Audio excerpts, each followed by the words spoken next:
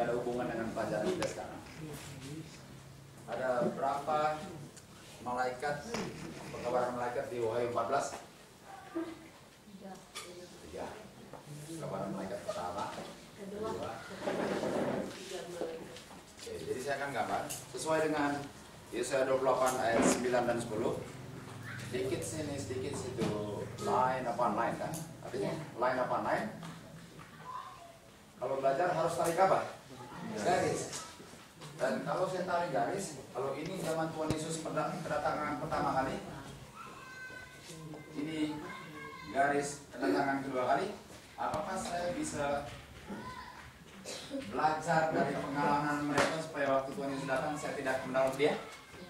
Jadi saya tidak perlu takut akan masa lampau. Saya tidak perlu takut akan masa depan kecuali saya lupa masa. Makanya kita harus tahu tarik paralel, karena kita lihat, wah, karena ini ditolak, terus saya ulang, saya akan tolak juga kan.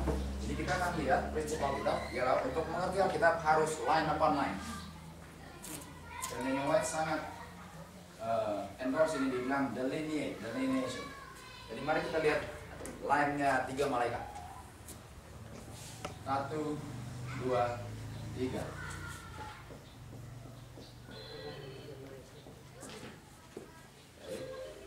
Malaikat pertama tugasnya apa?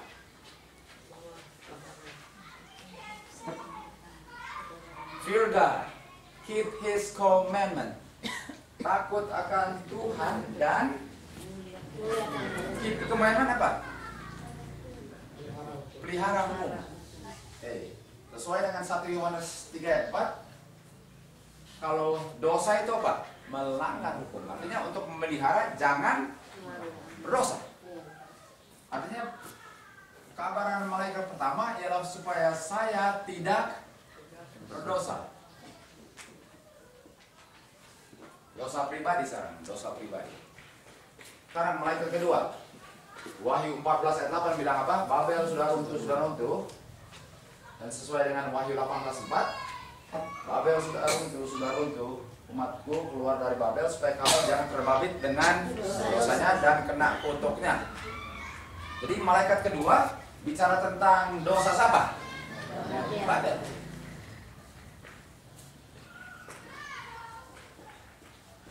Apakah saya bisa berdosa tercemar oleh dosanya?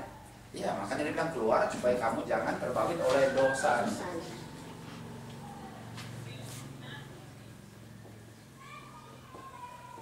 Jadi pekabaran malaikat pertama, saya harus pisahkan dari dosa. Malaikat kedua, saya harus tidak tercemahkan oleh dosa Babel. Dan kalau saya sudah dibebaskan dari dosa pribadi dan dosa Babel, pekabaran malaikat berapa? 3. Malaikat ketiga itu kuncinya apa? Barang siapa yang menyembah patung dan binatang, minum murka yang tidak dicampur. Tapi saya harus terima apa sekarang? Materai kan? Apa persyaratan untuk menerima materai? Tidak ada satu titik pribadi dan titik. Artinya saya hanya bisa benefit dari pekabaran. Saya hanya bisa terima seal kalau saya sudah terima pekabaran malaikat pertama dan 2. Apakah 1 dan 2 menolong saya terima seal? Jadi kuncinya 3. Tapi 3 nggak bisa kalau saya nggak belajar apa? 1, 2. Oke. Mari kita lihat peristiwa yang sama.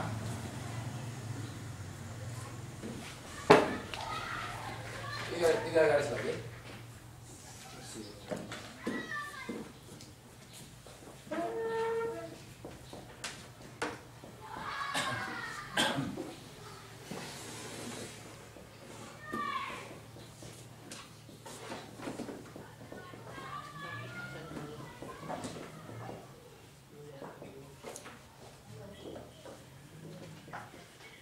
NP Nabi palsu udah kehabisan tempat. Garis pertama Elia, musuhnya Ahab, Isabel, Nabi palsu. 3 musuh. Dan Elia menegur dosa yang marah siapa?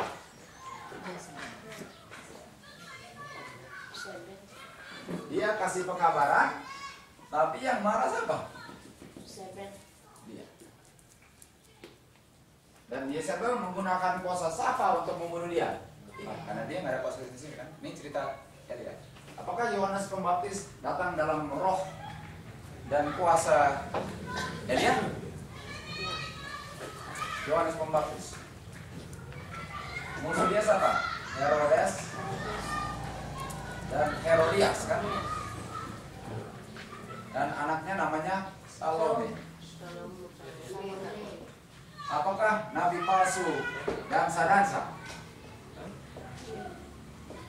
Dansa-dansa di Bukit Karmel, dansa-dansa kan? Apakah Salome pun dansa? Dansa penipuan. Yohanes kasih pekabaran kepada Herod kan? Pekabaran Elia kepada Ahab apa? Kenapa kamu sudah melakukan percabulan dengan orang luar? Apakah perkawinan ini percabulan juga? Saudaranya punya istri kan? Kenapa kamu melakukan percabulan? Tapi yang marah siapa? Yang marah siapa? Herodias kan? Sama? Iya sama. Kenapa Herodias tidak bisa bunuh? Karena tidak ada kuasa. Dia gunakan kuasa siapa? Lalu dia dansa-dansa. 1 tambah 2 sama dengan apa? Sama dengan 1 tambah 2 kita mengerti 3. Ini prinsip Alkitab. Jadi di akhir zaman apakah ada Elia modern? Musuhnya siapa? Dragon, beast, naga, binatang dan apa? False prophet. Naga, binatang, false prophet. Dari mana saya tahu zaman saya? Dari mengetahui garis pertama dan garis Kedua. ini dan ini, saya bisa tahu apa yang terjadi di sini. Karena saya akan ada pekabaran dan membuat paus apa. Dan ini akan berdansa. Tapi akhir zaman dansanya kita akan lihat. Ini pelajaran lagi. Jadi kuncinya ini, saya tahu 3 karena saya tahu apa? Yang 1 2. Yang 2. Dari 1 2 saya tahu 3. Dari 1 2 1 3. Dan ini persis dengan yang tadi kita pelajari. Cilaka pertama, cilaka kedua, wow, cilaka ketiga. Saya tahu yang 3 dari mengetahui yang 2 tambah 1 sama dengan 3. Jadi kalau kita dapat prinsip Alkitab, sangat gampang mengubah Alkitab. Karena sudah dibilang di Yesaya 8 ayat 9-10, line upon line, sedikit sini, sedikit situ. Kamu akan tahu zaman tidak kan. Jadi ini prinsip Alkitab saja yang saya mau bagikan, supaya kalau mulai pulang, mulai dengan pengertian ini, dan kita mulai compare. Pas kita compare, saya tahu persis apa yang akan terjadi, walaupun belum terjadi dari yang sudah terjadi. Oke, mari kita mulai kita punya pelajaran.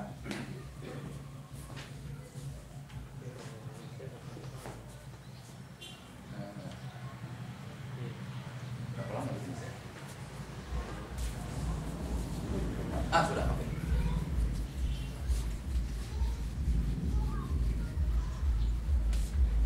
Tadi malam judulnya The Truth kan? Kebenaran.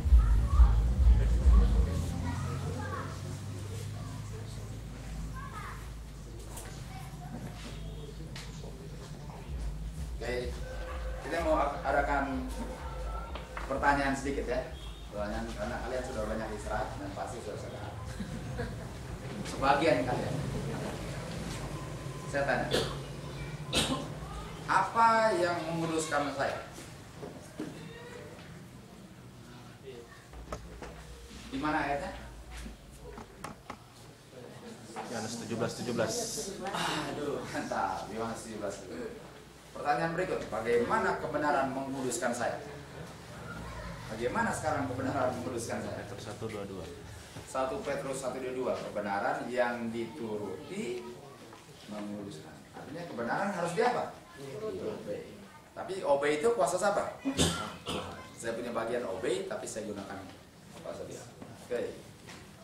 Pertanyaan berikut sesuai dengan tadi malam, karena kita harus mengulang sedikit supaya jangan mulai gigi 4 padahal sudah lupa gigi 1, 2, 3. Dari mana saya tahu bahwa Kristus berada dalam saya dan melalui rohnya? Dari buah-buahnya. Dari buah-buahnya saya tahu Yesus berada dalam saya, dalam diri. Karena di mana Yesus hadir pasti menghasilkan banyak buah. Bukan dari namanya kan? Bukan namanya yang menyelamatkan, tapi dari buahnya. Jadi prinsip hidup bukan namanya yang menyelamatkan, tapi buah-buahnya. Oke, sekarang kita teruskan lagi.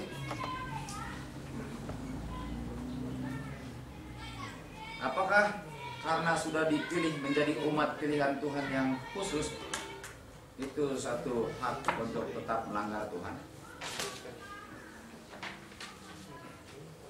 Kalau sudah dipilih, di zaman atau di hari-hari Nabi Samuel, Israel berpikir bahwa kehadiran tabut perjanjian yang di dalamnya 10 hukum akan menjamin menang mereka terhadap orang-orang Filistin. Tidak peduli kalau mereka bertobat dari kejahatan mereka.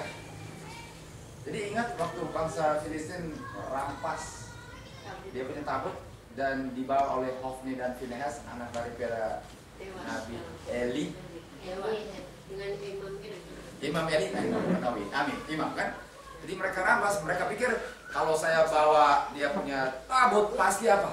Menang. Walaupun tabutnya mungkin diinjak-injak dalam prinsip kebenarannya itu. Artinya mereka pikir karena ada tabut pasti menang. Sudah lihat mulai gaya pikirnya? Walaupun mereka tidak bertobat dari pekerjaan mereka yang tidak baik. Juga di zamannya Yeremia, orang-orang Yahudi percaya bahwa kalau mereka benar-benar mentaati dengan teliti semua yang mereka harus lakukan di Ka'bah, itu akan preserve ialah untuk menjaga mereka supaya jangan kena punishment. Apakah sekedar rutinitas melakukan yang benar itu sudah benar? Karena tadi kita belajar di Yohanes 4 tadi bilang Yohanes 4, wanita Samaria bukan di situ atau bukan di sini, tetapi satu kali kelak kamu akan berbakti dalam. Jadi cukup untuk benar? Cukup untuk benar? No, roh kebenarannya pun harus apa?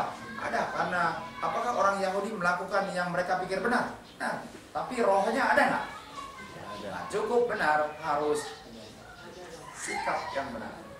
Harus sikap yang benar.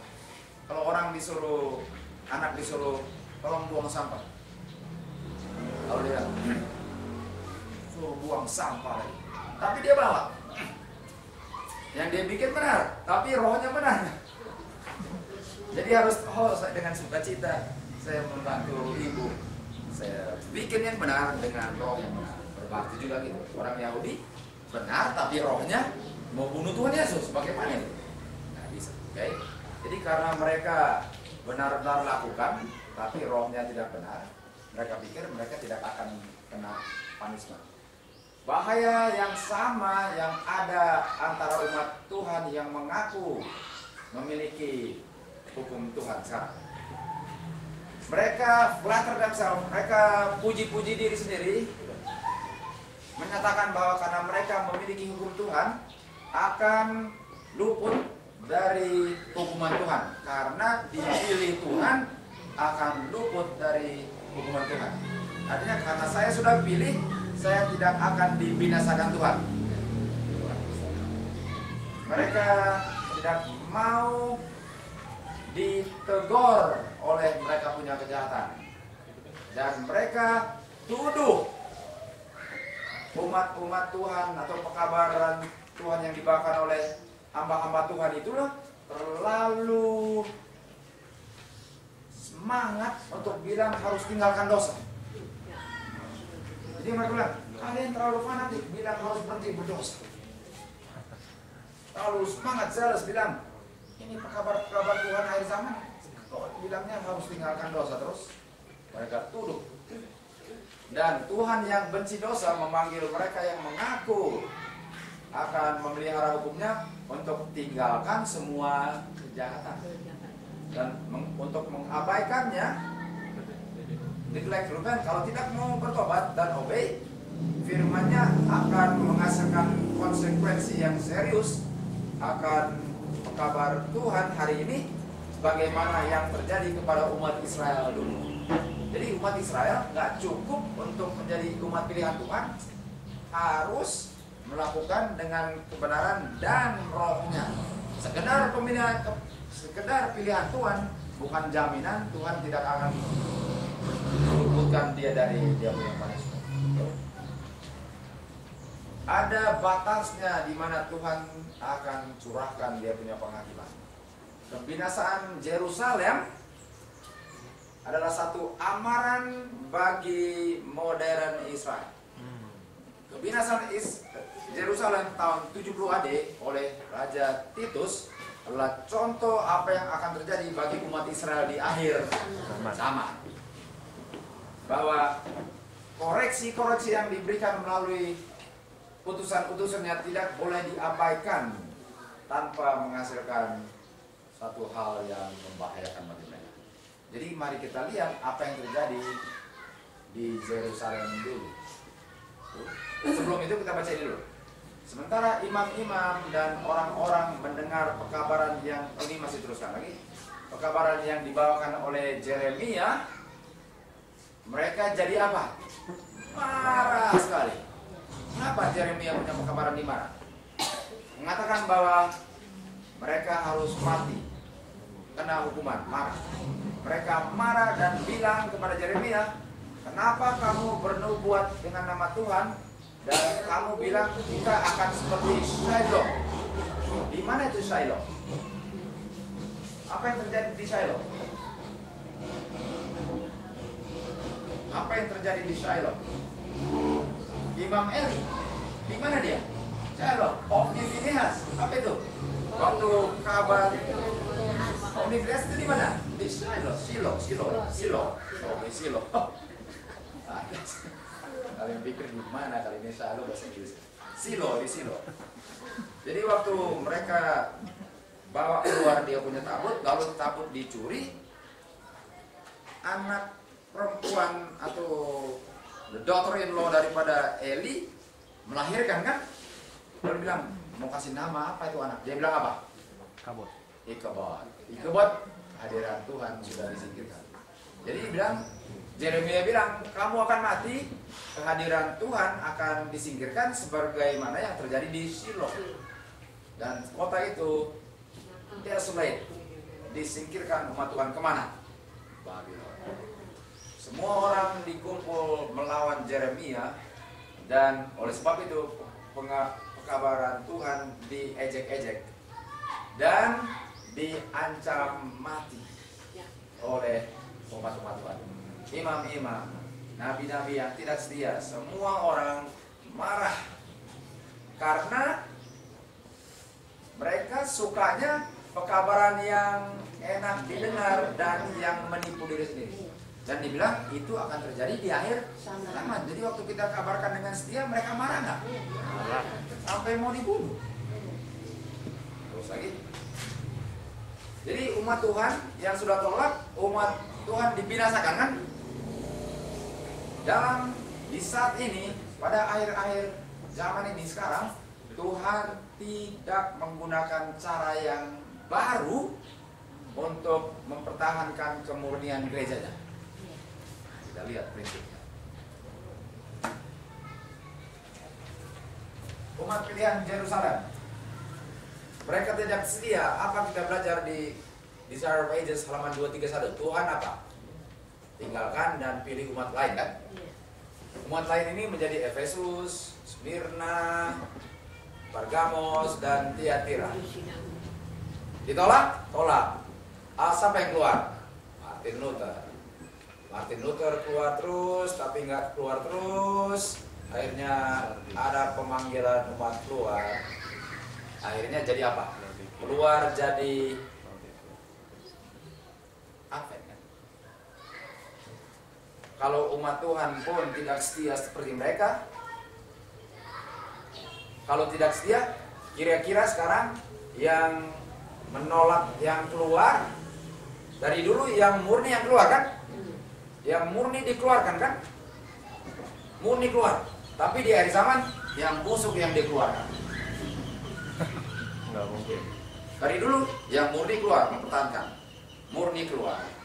Murni keluar. Akhir zaman, yang busuk yang keluar, yang murni tinggal. Nah, kita lihat. Sekarang, Tuhan tidak menggunakan cara yang baru.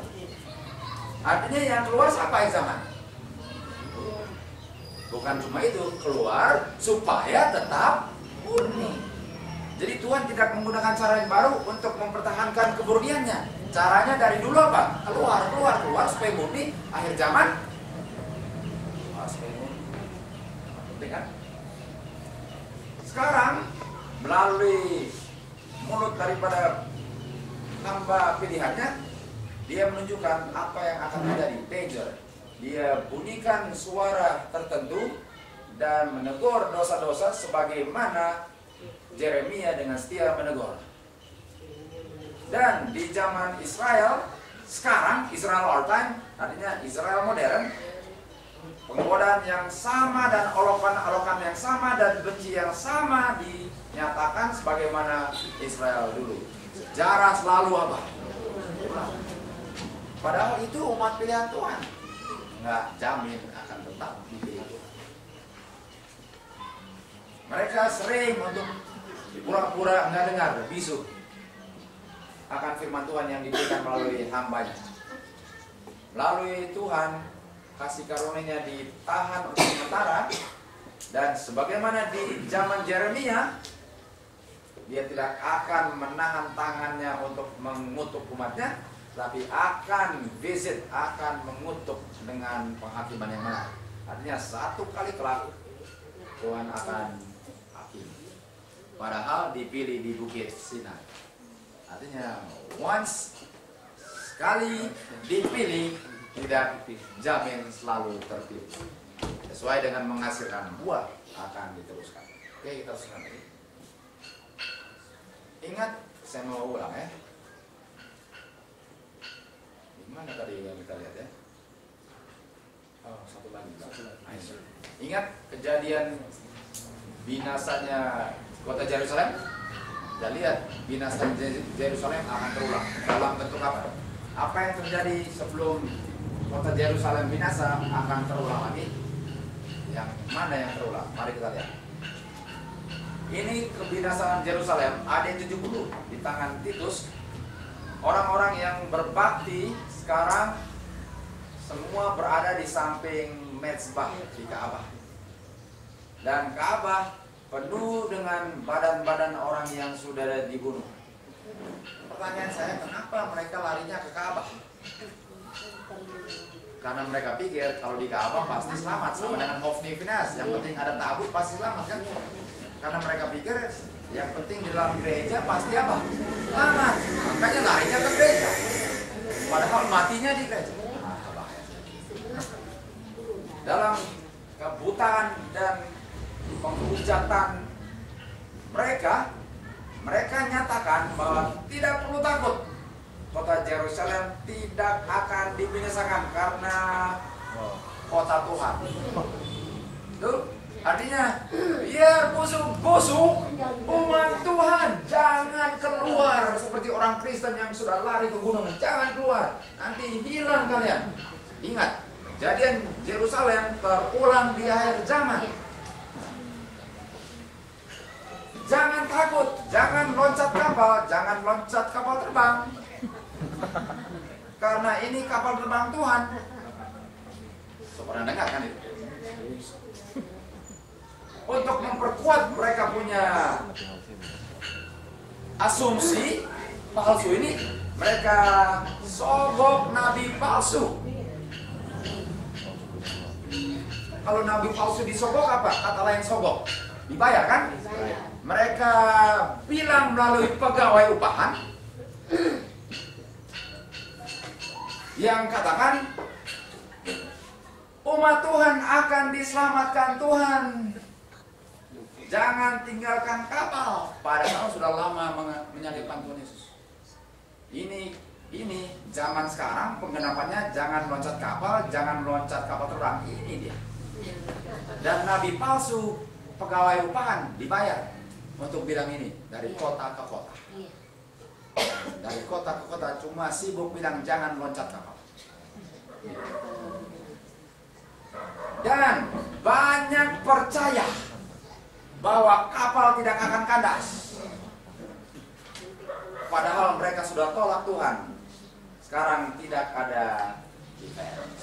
Apa yang terjadi kepada mereka yang percaya nabi palsu? Semua mati. Yang selamat siapa? Yang sudah lari ke pegunungan. Ingat, kejadian Yerusalem runtuh sedang terulang kembali.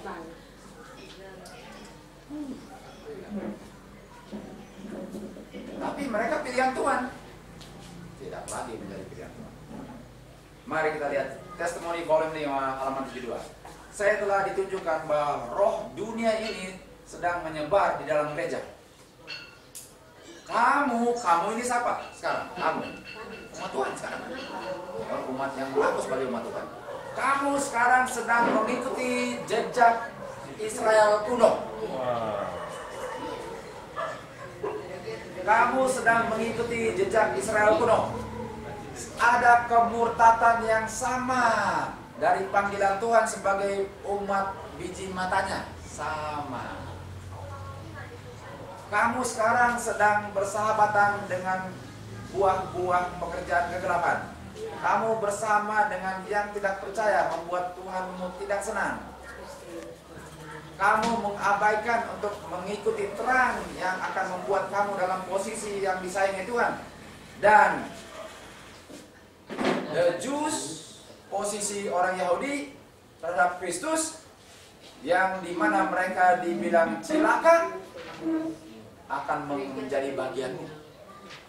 Jadi artinya kalau orang Yahudi dibinasakan AD 70, kita sedang ikut jejaknya. Artinya kita pun akan diapa?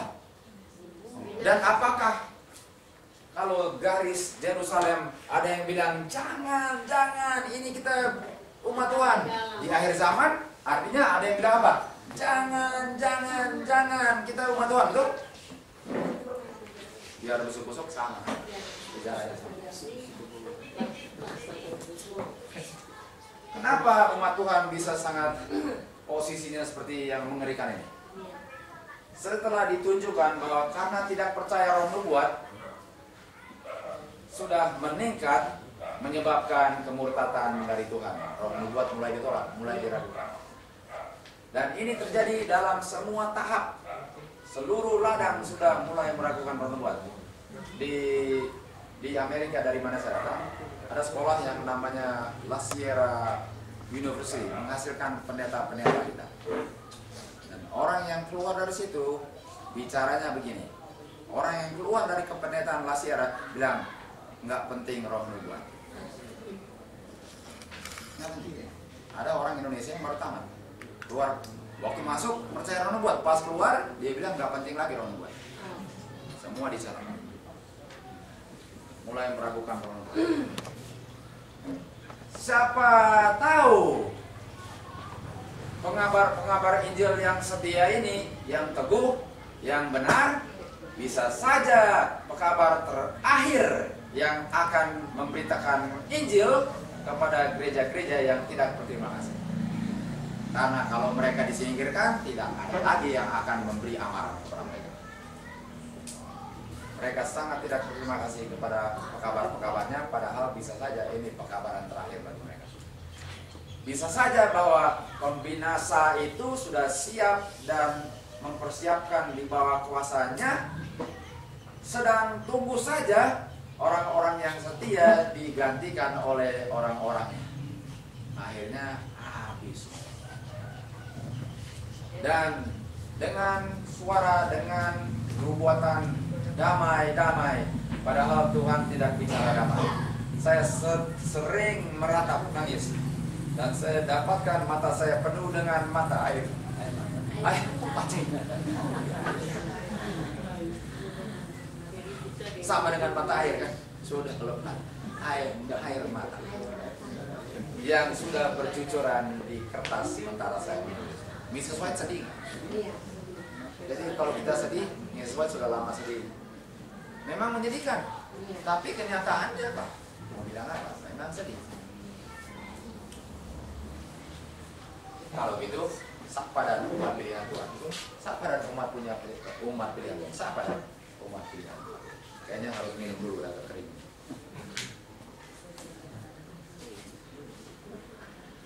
Sapa dan umat pilihan Tuhan.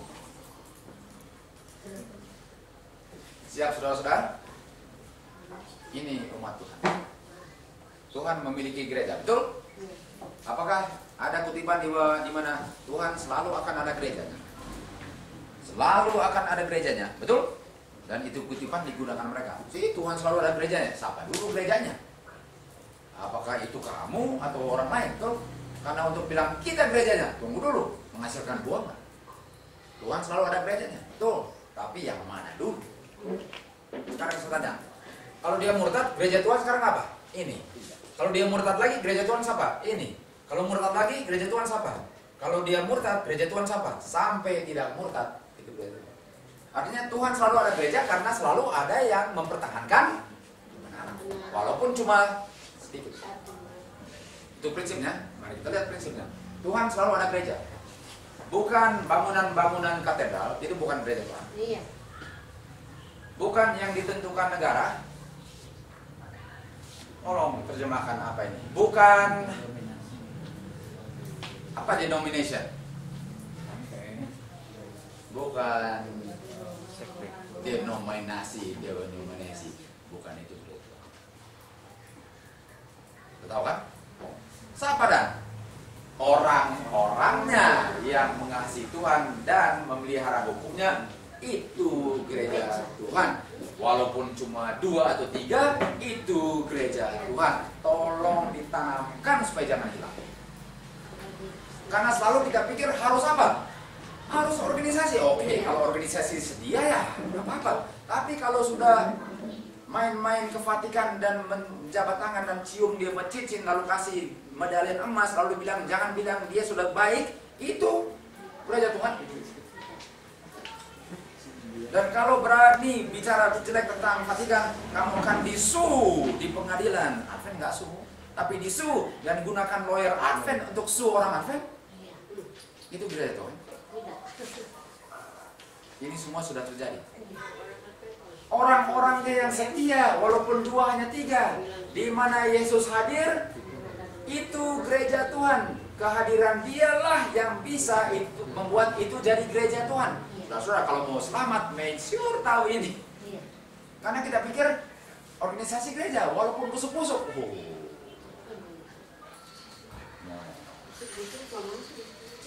Di mana 2 atau 3 hadir dan mengasihi dan obey firman Tuhan, Yesus hadir, walaupun di tempat yang tandus, di padang gurun, di kota, di penjara, namanya Yesus hadir, itu gereja Tuhan. Saya mau bilang, saudara-saudara yang saudara-saudara lakukan, dilakukan di seluruh dunia. Sekarang ada pertumbuhan seperti jamur gereja-gereja di rumah di seluruh dunia.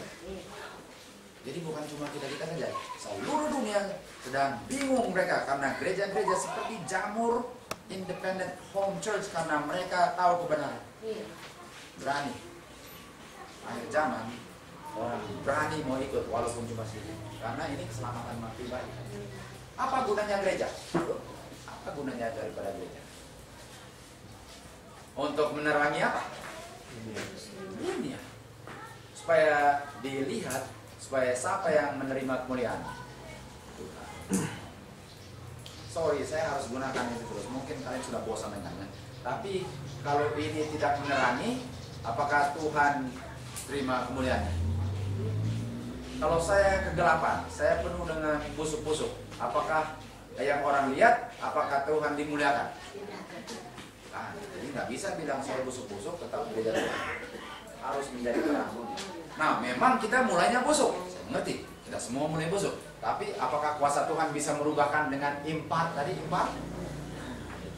Jadi nggak bisa bilang, oh saya kan sudah busuk, sudah gereja terakhir, mau bikin apa? Apa itu kuasa Tuhan untuk merubah dan? Itu yang harus difokus. Jangan fokus sudah begini ya beginilah. Bisa, nggak bisa. Yesus sedang tunggu dinyatakan dirinya di dalam gerejanya. Jika karakternya sempurna dipantulkan, artinya gereja Tuhan akan memiliki karakternya tidak yang busuk-busuk. Baru Tuhan Yesus datang. Prinsipnya Tuhan sedang menunggu mereka yang mau ditobatkan dan memantulkan karakternya. Nah, bisa saya bilang, sudah begini dimuatkan ya begini, dia harus rubah. Nah, bisa. Apa itu karakter Kristus? Karena yang ditunggu apa? Karakter Kristus kan? Apa itu karakter Kristus yang dia sedang tunggu? Tuhan Yesus digoda dalam segala poin, tetapi didapati tanpa dosa. Tanpa 15. Tanpa dosa. Karakter Kristus tanpa dosa. Bagaimana saya menjadi gereja Tuhan? Jadi bagaimana saya menjadi gereja Tuhan? Barang siapa yang berdiam di dalam Dia, apa ini? Tidak berdosa. Ingat kemarin kalau Tuhan Yesus berada dalam saya menghasilkan apa? Dan gereja Tuhan di mana Yesus hadir.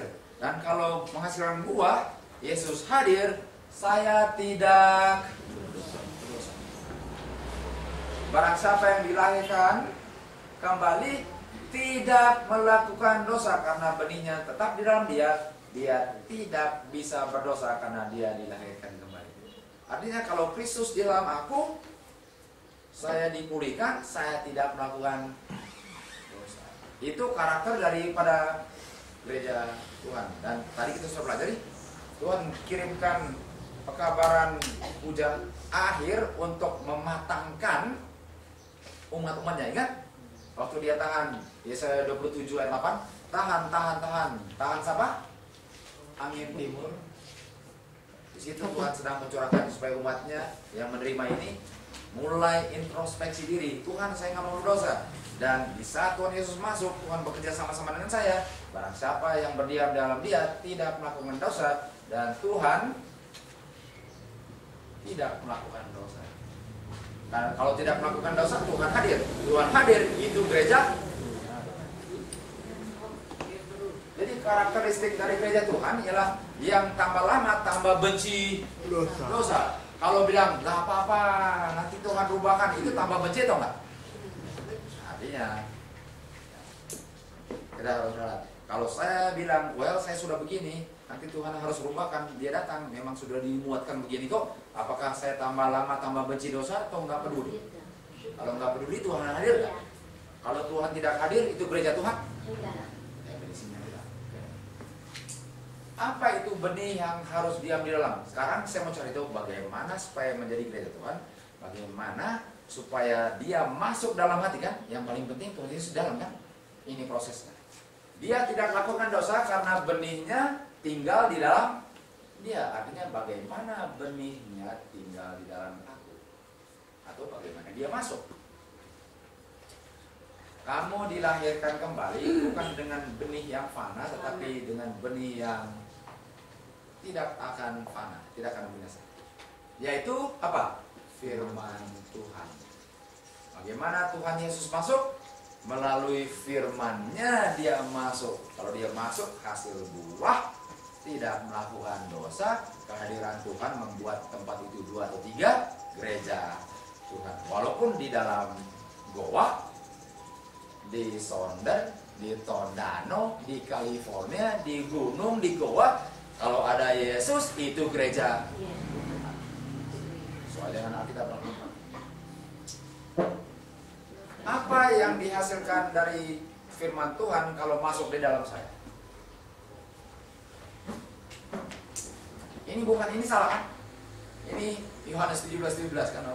Bisa, jadi tolong lihat. Ingat, oh ini dari mana ini ayat ini? Oh ini ayat ini. Ini ayat berikut. Firman Tuhan memurnikan. Jadi saya dilahirkan oleh firman Tuhan, karena firman Tuhan itu memurnikan karakter saya, sehingga saya tidak melakukan dosa. Bagaimana firman Tuhan memurnikan saya? Dengan mentaati firman Tuhan.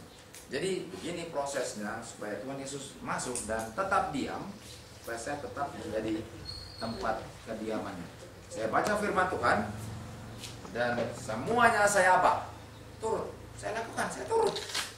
Dengan kuasa Tuhan, Tuhan tolong supaya saya turut. Walaupun yang saya turut ini bertentangan dengan pada umumnya yang orang bilang. Betul? Saya hidup sesuai dengan apa orang bilang atau firman Tuhan. Artinya kalau dia bilang turut, make sure ada 2-3 saksi kan. Karena kalau saya buat saya punya diri di atas Petrus, jatuh nggak? Jatuh. Kalau di atas Tuhan, jadi make sure ada bukti-bukti bahwa itu benar, baru saya turut. Kalau saya turut, benihnya diam nggak dalam? Kalau diam, dia bikin apa? Cuci. Karena gini contohnya. Ini contoh realnya. Saya di sini, maut, kehidupan. Saya jalan ke sini. Masuk jurang nggak akhirnya? Masuk. Binasa nggak? Lalu firman Tuhan bilang, oh, ada yang kasih. Randy, baca firman Tuhan dan obey.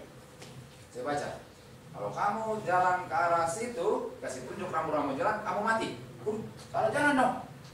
Saya jalan terus. Saya nggak akan binasa karena saya tahu kok kebenaran. Benar nggak? Oh, saya tahu kebenaran kok. Saya jalan terus. Mati nggak? Apa gunanya kebenaran kalau tidak di-obey? Jadi perlu di-obey. Waktu saya obey, saya bikin apa? Lalu jalan. Baru saya selamat. Mengetahui tidak menolong kalau tidak di apa.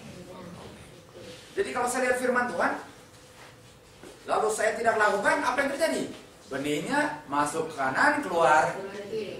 Tapi kalau saya lakukan, diam, pas diam dia melakukan perubahan. Karena saya obey. Karena waktu obey saya sudah selamat. Tambah jauh, tambah selamat, tambah jauh sampai nggak mau lagi. Contoh lain lagi. Pakaian kotor. Pakaian kotor, saya buka. Dan mesin kan? Oke.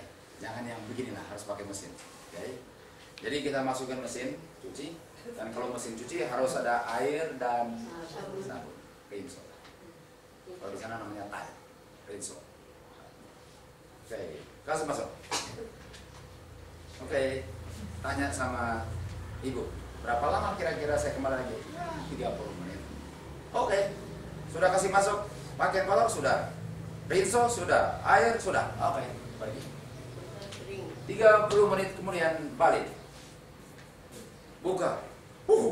Bapet. Kenapa? Apa yang saya lupa? Tindis kenopon. On. Betul? Jadi kalau firman Tuhan dihafal tapi nggak ditindis on, apa yang terjadi? Bapet.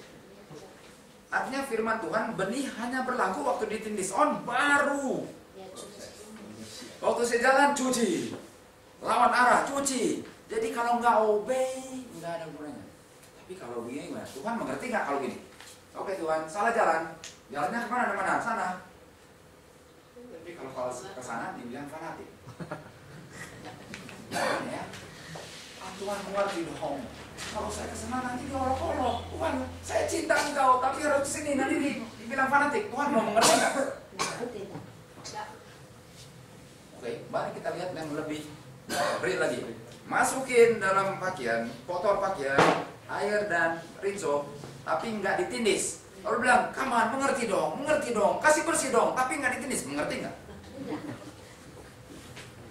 Walaupun diolok-olok, harus ke sana. Itu supaya benihnya tetap di dalam. Barang siapa mengikut aku, menyangkal diri dan pikul apa? Harus saudara. Karena proses fitnah, bohong, fanatik semua itu menguji saya punya apa? Iman. Karena Tuhan Yesus bilang, kamu ikut saya, oh kemana kau pergi saya ikut. Oke, mari ikut, tapi diolok-olok. Bisa nggak ikut tanpa olok-olok? Kalau gitu kamu penakut dong. Kalau kamu berani, kamu akan pergi walaupun di olok-olok. Apa Tuhan, umat Tuhan akhir zaman percaya tapi nggak ikut. Banyak takut di olok-olok. Banyak takut di orang. Kamu punya pelajaran benar ini. Tapi kalau benar, ini pertama bukan saya punya pelajaran, ini Tuhan. Kenapa ada tapinya? Ikut saja. Pasti diolok, mau tunda-tunda pasti diolok. Lebih baik bahasa Inggrisnya get it over with, diolok lah sekaligus supaya mulai biasa. Sekarang kayak Ibu Orianto dan ibu-ibu yang lain yang sudah disiplin segala macam, soal baik saya. Karena sudah biasa. Tapi kalau mau tunggu akhir zaman, nanti tunggu akhir zaman, tetap aja harus dilewatin. Bedanya waktunya udah singkat. Lebih baik biasain diri aja. Oh sesat segala macam, cuma berat. Tapi akhir zaman pas diolok hari Minggu diolok, so biasa itu. Tapi kalau mau mulai dulu, nggak mau. Padahal sudah mau tutup pintu. Jadi get it over with, mulai ikut diolok silakan. Akhirnya udah kabal. Harus siap, harus siap. Ingat, ikut Tuhan akan diolok. Kalau nggak mau olok, artinya mau masuk surga dari pintu lain. Ada pintu lain lewat jendela. Barang siapa yang masuk pintu luar, dibilang perampok, penyerampok. Karena cuma ada pintu, akulah jalan kehidupan. Cuma begitu. Kita teruskan. Ini dulu. Kita tidak bisa overestimate value daripada iman. Artinya kita nggak mengerti sebenarnya iman itu dan penurutan yang seperti Abraham alami, yaitu nggak tanya-tanya, tapi menurut. Dengan menurut di dalam jalan penurutan, kita punya karakter menjadi sempurna. Bisa sempurna kalau nggak obey? Nggak bisa. Tapi kalau obey pasti dicemooh segala macam. Kita waktu mulai dicemooh, kita bilang, wah, iya orang-orang punya cemooh kacau dari saudara-saudara sendiri. Ya, mau melayani Tuhan begini, waduh, sekarang lewat nggak pusing lagi. Mau lewat nggak pusing, mereka mau gonggong nggak ada artinya. Tapi pertama, mau keluar, mau jalan-jalan keluar, ketemu orang diolok-olok, aduh tinggal di rumah juga. Sekarang pusing amat mau bilang, mau selamat, saya mau pilih ini, kamu mau pilih itu, silakan. Akhirnya kebal. Tapi kalau mau mulai pintu ketutup, takut-takut udah selamat. Iman. Kalau saudara pikir ini salah, ya mau ikut. Tapi kalau saudara sudah dapat satu dorongan Roh Suci, ini benar, jangan takut ikut. Jangan takut. Karena kalau takut, pas berani, pintu sudah ketutup. Pengharap dengan catatan saudara mau selamat. Kalau mau selamat, ya masuk pusing. Kita terus lagi. Apa itu kebenaran? Karena di sini dibilang kamu disucikan oleh mentaati kebenaran. Artinya apa itu kebenaran? Karena bisa salah, bisa saja bukan kebenaran. Apa kebenaran? Yesus bilang, akulah jalan, akulah kebenaran. Yesus bilang, aku itu kebenaran. Tuhan Yesus itu kebenaran. Artinya kalau saya ikut siapa, saya disucikan. Kalau saya ikut siapa, saya disucikan. Tuhan Yesus tok. Sekarang saya bilang, apakah Tuhan pernah mempercayakan siapa saja sebagai kebenaran? Pernah? Apakah dia pernah percayakan, dia bilang, kamulah kebenaran? Bisa nggak? Oh, kamu hanya memantulkan saya punya kebenaran. Tapi kalau kamu tidak mantulkan, dia bilang apa? Saya akan cari orang lain yang memantulkan. Artinya Tuhan nggak pernah kasih kuasanya diberikan kepada lain, lalu orang bilang, akulah kebenaran. Semua yang selamat harus lewat saya. Bisa itu? No. Karena orang itu dipertanggungjawabkan untuk bilang dialah kebenaran. Nggak pernah dia bilang harus lewat sini kalau selamat. Kalau lewat keluar saya kamu sesat. Nggak bisa. Harus mereka bilang kamu dialah kebenaran, dan kalau kamu tinggalkan dia kamu sesat. Gitu. Yohanes Pembaptis bilang, lihat anak domba. Dia nggak pernah bilang lihat saya, ikut saya. No, dia bilang lihat. Jadi umat Tuhan selalu bilang apa? Tuhan Yesus. Kalau kamu sesat, kamu tinggalkan dia, bukan saya. Itu prinsip kebenaran. Akulah kebenaran. Dan kebenaran itu apa? Firman. Artinya kalau saya ikut firman Tuhan, saya akan disucikan. Firman itu kebenaran. Dan firman berdiam dengan manusia. Ya. Ngomong-ngomong tutup sahabat jam berapa ya? Oh, belum ya? Belum. Tolong ingatkan supaya kita tutup sahabat. Tuhan Yesus adalah kebenaran, apalagi kebenaran. Sama, tapi bentuknya beda, tapi sama. Tuhan Yesus bilang, saya tidak berbicara tentang diri saya sendiri, tetapi saya berbicara tentang Bapa yang mengirim saya, yang memberikan saya komandan, perintah.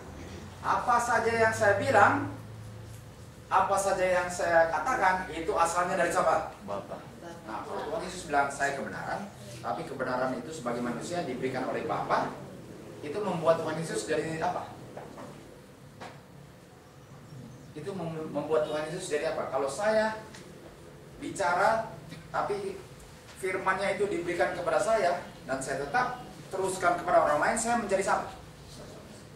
Ya? Siji mata. Siapa dah?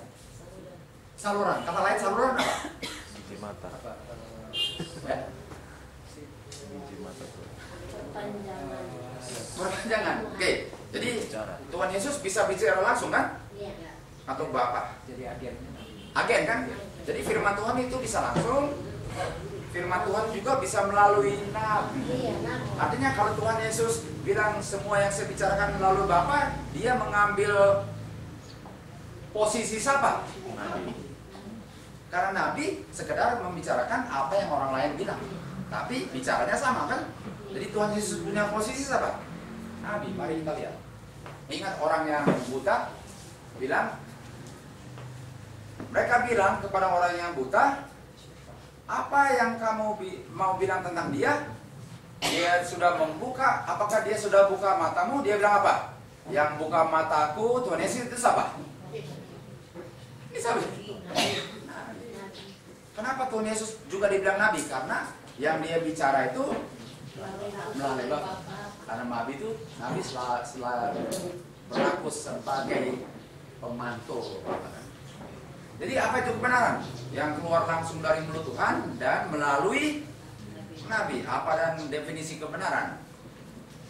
Law and testimony. Firman Tuhan dan roh. Jadi kalau saya turuti firman Tuhan dan roh nubuat, apakah saya akan disucikan? Kalau baca roh nubuat, bisa cuma ambil satu kutipan. Roh nubuat dibilang, semua testimoni roh nubuat harus disesuaikan waktu dan tempat. Jadi make sure saya mengerti maksudnya. Jangan ambil satu kutipan dan membuat doktrin daripadanya. Apa itu nabi? Apa itu nabi? Musa, engkau akan berbicara kepada Harun dan meletakkan firman-Mu di dalam mulutnya.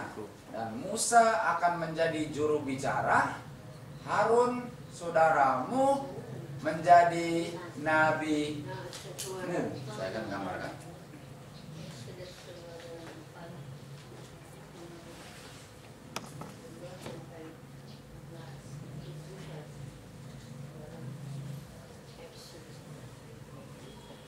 Ingat waktu Tuhan beritakan kepada Musa untuk pergi ke Mesir, bicara kepada Firaun, apakah Musa takut?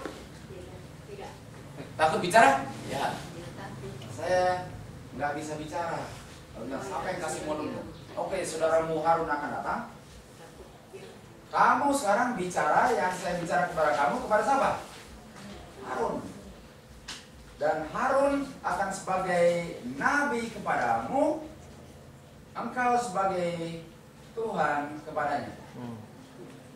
Jadi seharusnya gini kan, Tuhan nabi, karena dia takut, sekarang Tuhan nabi. Artinya nabi adalah juru bicara Tuhan. Nggak ngerti? Nabi adalah juru bicara Tuhan. Artinya kalau nabi itu benar, dia akan sesuai dengan firman Tuhan. Artinya kalau gunakan roh nubuat harus bisa tunjukkan bahwa ada prinsipnya atau perkataannya di dalam kitab suci. Harus bisa lihat karena nabi akan sesuai dengan Tuhan. Mari kita lihat Yohanes 1:6-9. Ada orang yang dikirim dari Tuhan, namanya Yohanes. Yohanes ini datang sebagai saksi untuk membawa saksi terang, tapi terangnya L-nya besar. Siapa dia? Tuhan Yesus. Dan melalui dia mereka akan percaya. Dia Yohanes bukan terang itu, dia hanya membawa saksi bagi terang. Artinya seorang nabi ialah memantulkan terang. Jadi sekarang pertanyaannya, apa itu kebenaran yang kalau saya ikut saya akan disucikan? Firman Tuhan yang langsung dan yang melewati nabi. Makanya sesuai dengan pengajaran Alkitab dan melalui roh nubuat, langsung dan roh nubuat, itulah kebenaran. Kalau saya ikut, saya akan diapa? Sucikan. Saya akan sucikan. Kita harus lihat. Tuhan menciptakan berapa terang? Dua terang untuk siang dan malam. Dan dua-duanya apa ini kata? Besar. Dua-duanya besar. Kenapa dua-duanya besar? Kenapa matahari dan bulan dikatakan dua-duanya besar? Karena sumbernya sama. Jadi kalau tolak nabi, karena dibilang oh cuma terang kecil, padahal sumbernya sama. Dua-dua benar. Saya kasih contoh. Kalau ada bola tenis di sini, ada bola tenis. Ini bola tenis kan? Tenis ball. Lalu saya mau lempar ke Stanley. Saya ukur kira-kira tetap. Saya lempar sekarang. Gini kan? Bola tenis. Bola tenis. Boom. Jadi bola basket, betul? Bola basket kan? Apakah berubah? Stan, berubah? No, apakah memang berubah setelah dia dipantulkan berubah jadi bola basket? Atau bola tenis? Bola tenis? Apakah bola tenisnya yang sama? Iya. Bedanya, bola tenisnya diterima oleh Stanley setelah dipantulkan, tapi yang lempar saya. Jadi ini pekabaran sebenarnya dari siapa? Dari tembok atau dari saya? Apa bedanya kalau saya lempar langsung bola tenisnya ke Stanley? Sama? Jadi kalau Stanley bilang, saya nggak mau terima yang pantul, saya mau terima langsung. Apa bedanya? Saya mau tolak itu, saya mau terima ini. Kalau tolak itu, tolak siapa? Apakah beda pokoknya? Tolak nabi, tolak yang memberi firman melalui nabi. Makanya terang itu Alkitab dan roh nubuat. Tolak satu, tolak dua-dua. Apa gunanya terang yang lebih kecil? Memang roh nubuat bilang lebih kecil, tapi lebih kecil itu bukan berarti lebih kecil nilainya. Lebih kecil karena sumbernya satu langsung, satu dibantu, tapi bolanya apa? Sama. Apa maksudnya tugasnya daripada terang yang kecil? Tuhan telah mengirim umat-umatnya instruksi. Instruksinya apa? Line upon line, garis bergaris, precept upon precept. Ini Yesaya 28. Sedikit di sini, sedikit di situ. Karena tidak diperhatikan Alkitab itu, karena Alkitab diabaikan, Tuhan memberikan apa? Roh nubuat. Kenapa roh nubuat diberikan? Karena umat Tuhan nggak mau baca apa? Alkitab. Dan roh nubuat untuk menuntun orang kepada kenapa? Karena kalau orang sudah buta, dia perlu dikasih pelan-pelan kan? Karena kalau buta langsung dikasih terang, apa yang terjadi? Kewalahan. Makanya dikasih roh nubuat pas baca, tambah lama tambah mengerti Alkitab. Itu saya punya pengalaman sendiri. Waktu saya mulai baca Alkitab, nggak pernah baca Alkitab dulu. Memang baca, cuman ya Allah nantinya maksudnya baca kan. Saya baca dan mulai baca Alkitab gimana ya? Saya ambil roh nubuat para nabi dan Petrus, Prophets dan Kejadian, mulai baca paralel. Baca, tiba-tiba bisa mengerti Alkitab dengan jelas. Kalau mau baca Matthew, Mark, Luke, John, baca di Desire of Ages, pas baca, wow. Mau baca Great Controversy dan buku Daniel dan buku Wahyu, pas baca, wow. Karena roh nubuat memberi terang untuk mengantarkan saya untuk mengerti.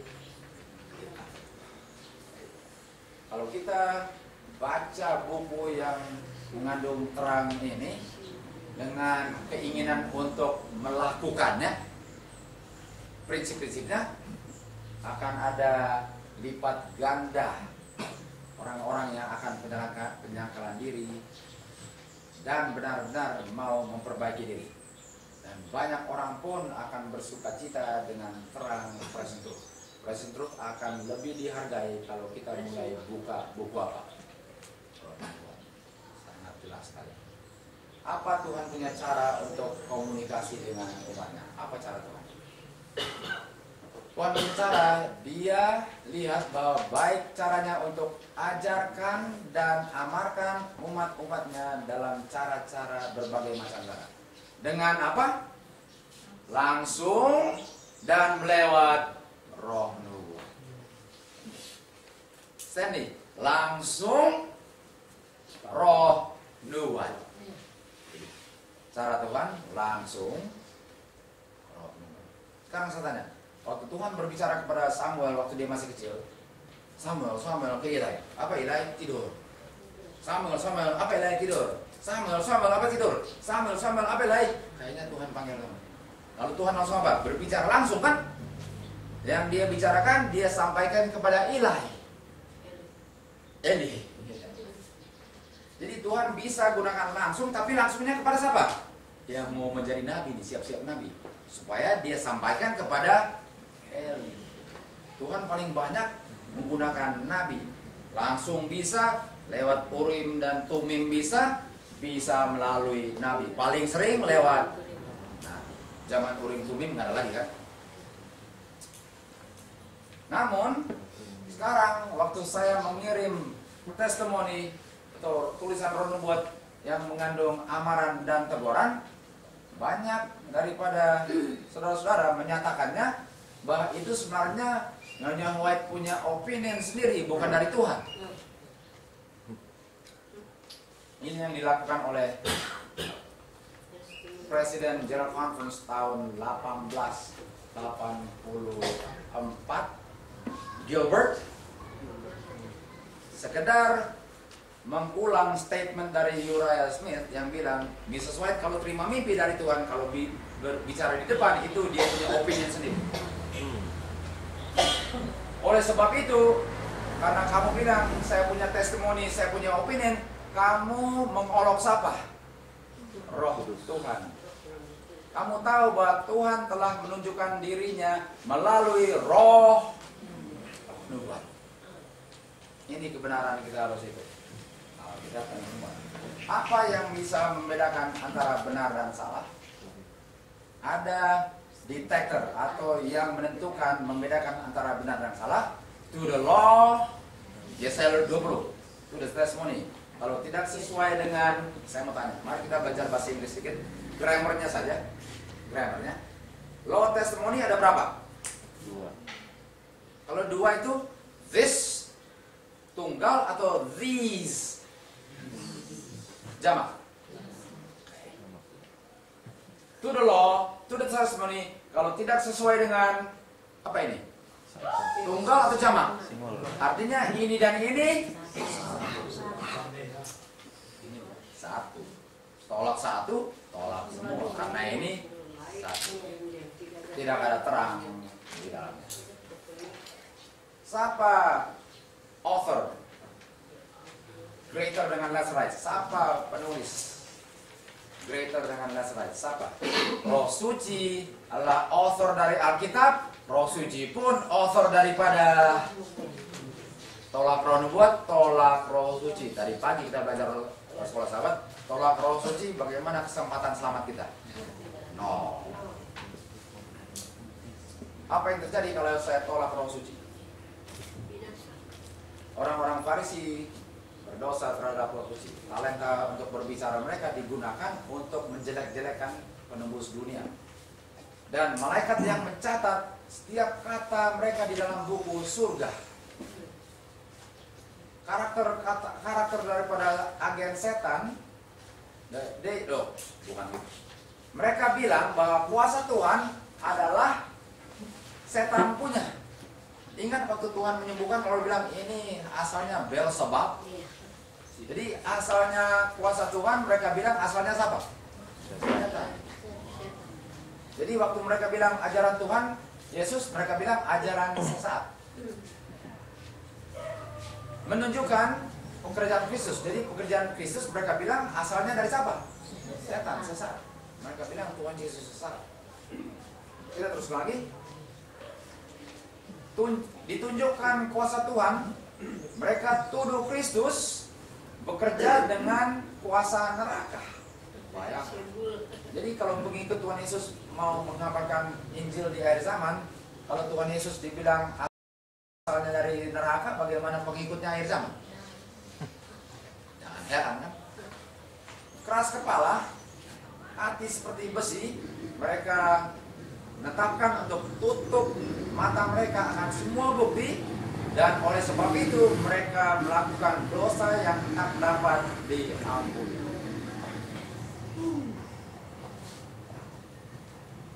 Siapa yang saya tolak waktu saya tolak Roh Suci? Yang saya tolak siapa?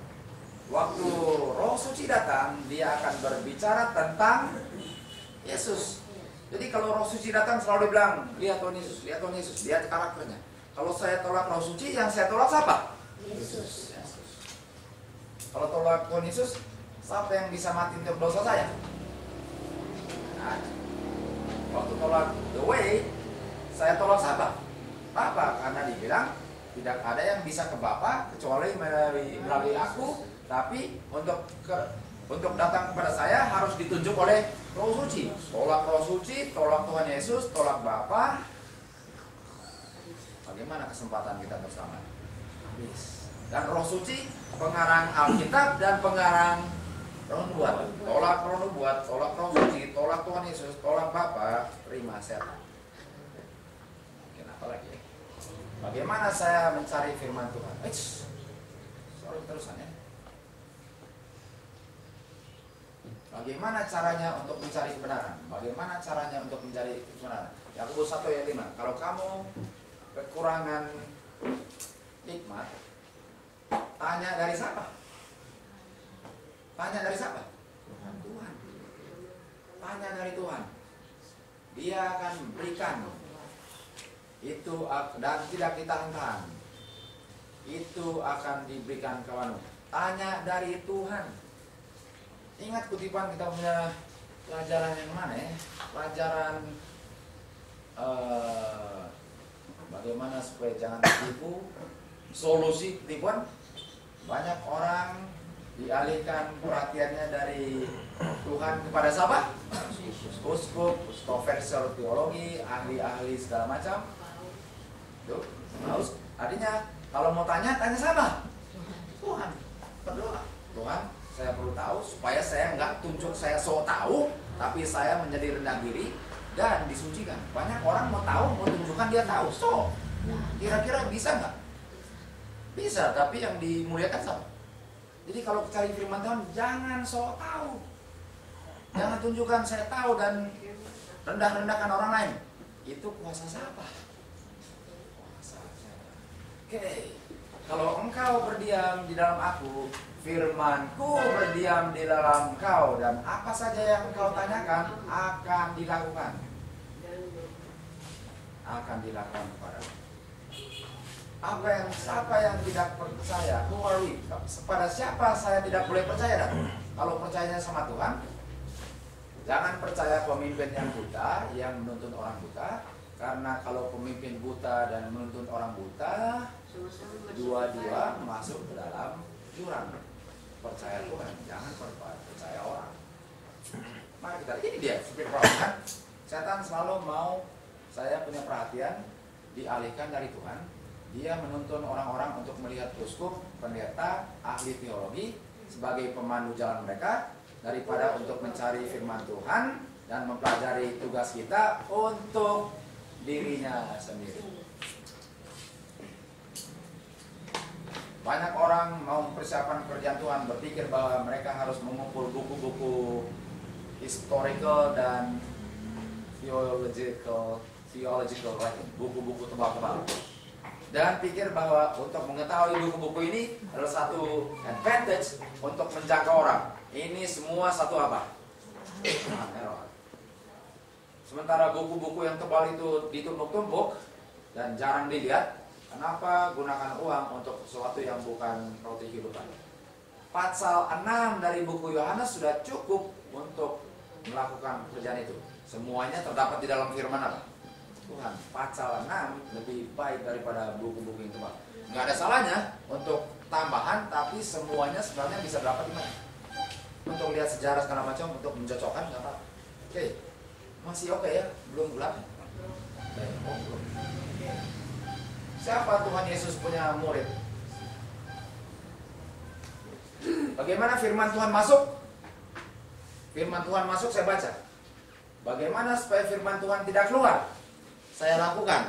Dan kalau saya tetap lakukan firman Tuhan, engkau murid. Dan waktu engkau muridku, engkau akan mengetahui kebenaran. Dan kebenaran itu akan membuat kita bebas.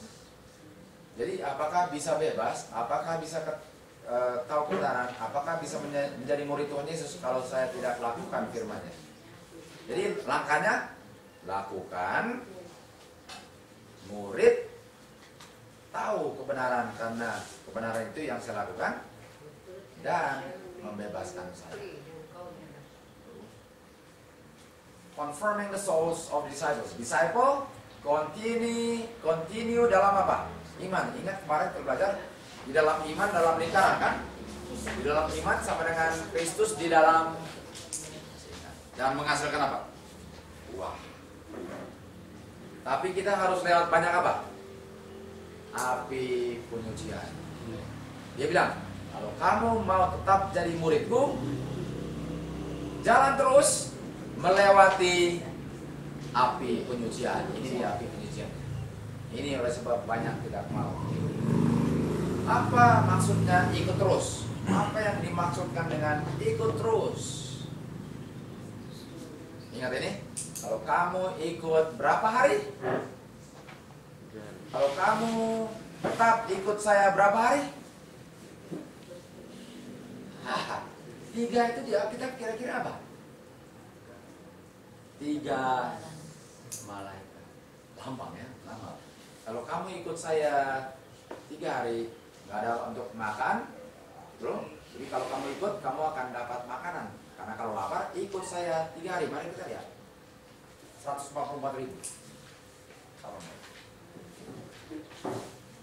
Mereka tidak dinajiskan oleh wanita. Wanita apa? Gereja. Najis? Gereja yang bejat. Artinya mereka tidak dinajiskan oleh gereja yang sudah murtad. Karena mereka apa? Virgins. Nah, virgins ini artinya nggak pernah menikah. Ada yang bilang virgins, perawan, artinya nggak pernah menikah. Apakah itu pengertian Alkitab? Nggak pernah menikah. Di Alkitab untuk menjadi najis, untuk melakukan percabulan. Untuk virgins bukan artinya dia nggak pernah menikah. Untuk bilang nggak pernah menikah sama dengan Nikodemus bilang masuk ke dalam kandungan ibu. Karena pengertian spiritualnya nggak pernah bercabul dengan wanita. Tuh. Mereka selalu apa? Follow, continue in the faith. Yang diikutin siapa? Domba. Kemana saja dia pergi. Di dalam mulutnya tidak ada cacat, tanpa cacat di hadapan tahta. Tidak ada cabul. Dan cabul ini terjadinya percabulan dengan wanita. Jadi, hasil dari tidak ada percabulan apa? Mari kita lihat sini.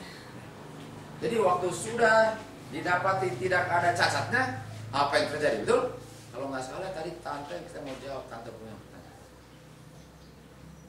Apakah yang akan terjadi? Waktu pemimpin-pemimpin, pangeran-pangeran mau cari kesalahannya Daniel, ingat mereka mau cari salahnya. Kok dia orang Yahudi kedudukannya lebih tinggi dari kita orang Persia? Betul?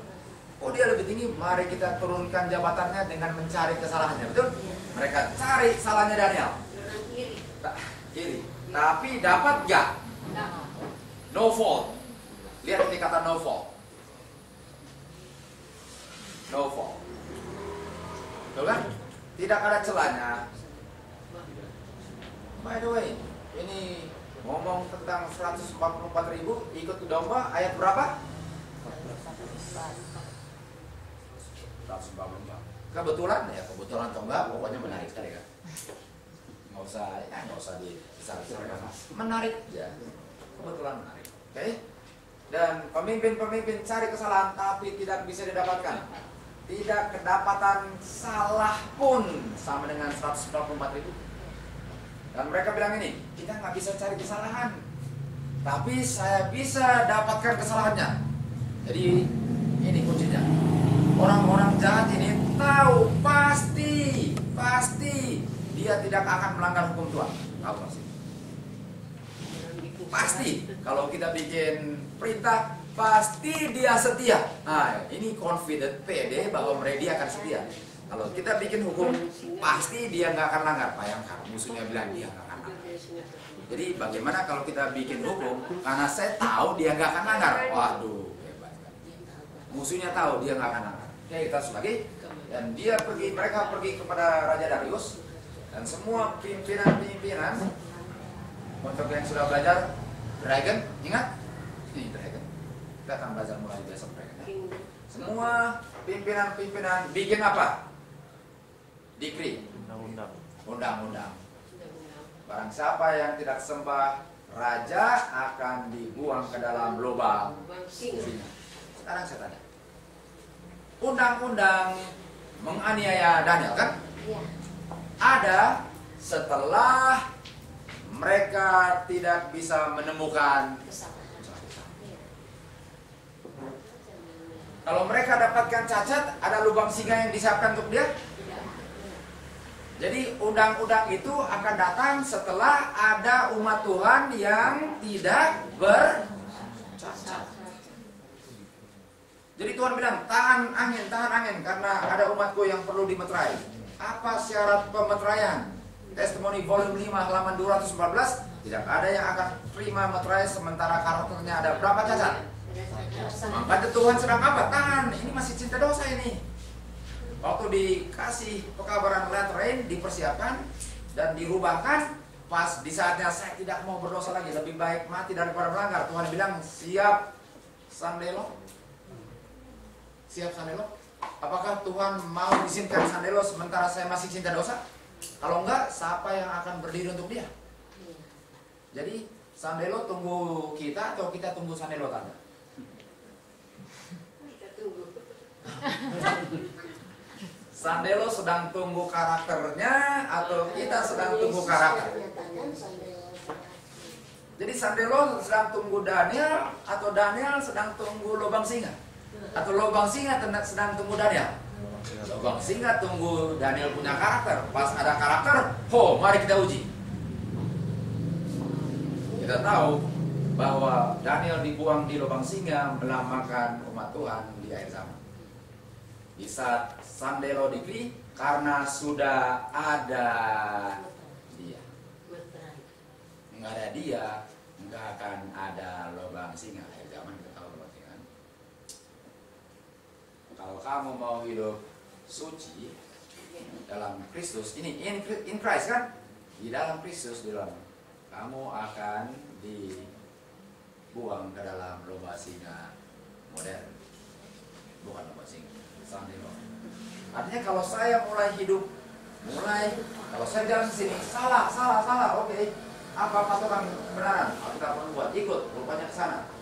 Saya ikut sini. Tapi kalau ke sana nanti mereka lempar lubang singa, masih mau? Kalau saya ke sini masuk jurang, kalau ke situ lubang singa, mana pilihan kita? Kalau masuk jurang kira-kira pasti mati nggak? Terjun bebas. Kalau lubang singa, Daniel mati nggak? Barang siapa yang mau hidup suci dalam Tuhan akan dipertunjukkan lubang singa. Barang siapa ini ya? Kenapa dan ini? Kenapa dan? Nampaknya gereja sudah bersatu dengan standar dunia. Barang siapa hidup suci, artinya Mengapa dan sekarang to a great degree semua lagi tidur? Alasannya kenapa Mas lagi tidur? Gereja sudah bersatu prinsipnya standar dengan dunia. Iya. Oleh sebab itu tidak membangkitkan penganiayaan. Iya. Ya, betul tadi. Nah, Ini prinsipnya. Kalau hidup suci aniaya, kalau nggak dianiaya artinya sudah bersatu dengan ini. Dunia. musuh. Religion current zaman kita bukan yang murni, karakter yang murni yang dimulaikan oleh apostles, para rasul. Itu hanya karena roh kompromi dengan dosa, di mana kebenaran tidak diperdulikan lagi, di mana sangat kecil kemuliaan atau kehidupan kerohanian dalam gereja, di mana kekristenan sangat populer dengan dunia. Biarlah ada kebangunan rohani yang sungguh-sungguh seperti gereja yang mula, dan roh penganiayaan akan dibangkitkan. Biarlah api penyucian penganiayaan dinyalakan kembali. Selama kita masih bersatu prinsip semua dengan dunia, ada penganiayaan nggak? Tidak ada. Tidak ada. Jadi kalau saya harus berteman dengan musuh saya. Siapa yang mau aniaya? Amos 3:3. Apakah dua bisa berjalan sementara mereka setuju? Bisa berjalan kalau setuju. Saya setuju dengan kamu sekarang. Dia bisa aniaya saya kalau saya setuju dengan dia? Tidak. Nggak bisa. Apa kita punya challenge? Apa tantangan? Ujilah dirimu sendiri. Apakah kamu di dalam iman? Ujilah dirimu sendiri. Bukankah kamu tahu tentang dirimu? Apakah Kristus di dalammu? Kalau enggak, kamu sedang murtad, rebel. Kuncinya bagaimana Kristus masuk dalam saya? Firman Tuhan kan? Firman Tuhan itu kebenaran. Apa kebenaran yang saya harus makan dan mempertahankan? Alkitab dan Tuhan. Dan waktu saya turut, apa yang terjadi? Tindis kenop kan? Mulai putar. Mulai saya turut, tambah diputar kan? Mesin cuci, tambah turut, tambah bersih. Di akhir perjalanan pas dibuka, jubah warna apa keluar? Tapi kalau saya nggak turut, biar tahu ada air, ada rinso, tapi nggak pernah diturut, apa yang terjadi waktu dibuka di sini? Ya. Becek. Becek. Karena kebenaran kalau tidak dilakukan Iya. nggak ada gunanya. Dan kebenaran kita sudah tahu definisinya. Law and testimony. Saya sendiri nggak tahu 102 rupanya. Itulah pelajaran tadi malam dan kita selesaikan pada sore hari ini. Jadi paling penting Yesus berada di dalam saya. Saya akan ulang kutipan ini supaya saudara-saudara ingat. Tuhan selalu memiliki gereja di dunia ini. Betul sekali. Kenapa? Karena selalu ada yang mempertahankan diri kan. Karena selalu ada yang mempertahankan diri. Tuhan Yesus tinggalkan Yerusalem, berikan kepada murid-muridnya. Di zaman Tiatira, Martin Luther memisahkan diri dari kepausan untuk mempertahankan kebenaran. Sama dengan Abraham tinggalkan Ur de Chaldees untuk mempertahankan kebenaran. Karena dia mempertahankan kebenaran, Tuhan selalu ada gerejanya. Iya. Kalau dibiarkan busuk terus, hilang gerejanya. Karena ada yang selalu melangkah keluar dan mempertahankan kebenaran, Tuhan selalu ada gerejanya. Gak bisa bilang biar busuk-busuk. Boleh bilang biar busuk-busuk, hilang gereja Tuhan. Tuhan selalu ada gerejanya karena orang-orang yang murni selalu keluar mempertahankannya. Supaya tidak kontaminasi. Terus. Dan apa definisi gereja Tuhan? Tuhan selalu ada gereja. Betul. Bukan katedral yang besar, bukan yang ditentukan negara, bukan berbagai macam denominasi. Gereja Tuhan, ini definisi gereja Tuhan sesuai dengan Alkitab yang membuat. Gereja Tuhan adalah orang-orangnya yang setia dan mematuhi firman Tuhan. Itulah gereja Tuhan di dunia. Iya. Bukan bangunan, bukan institusi. Gereja Tuhan, orang-orangnya. Tuhan masuk ke dunia menyelamatkan orang, bukan gedung. Iya. Yang melanggar orang, yang harus disucikan orang, gedung tidak ada artinya di surga. Organisasi tidak ada gunanya kalau tidak sesuai dengan firman Tuhan. Gereja Tuhan adalah di mana Tuhan Yesus hadir. Yang membuat gereja Tuhan adalah kehadiran Tuhan. Kondisi Laodikia, Tuhan di luar pintu mengatakan. Laodikia harus bertobat supaya Tuhan Yesus masuk. Tapi kalau bertobat, apakah harus ada yang disingkirkan? Karena direntai. Kasih jubah putih, kasih jubah kotor saya. Tapi kalau mau jubah putih dan jubah kotor lalu tutup di atas kan bisa nggak? Bisa. Sakaria 3 bilang, cabut dulu baru jubah putih. Saudara mau selamat kan? Saya juga mau selamat. Saya tidak mau menyesatkan.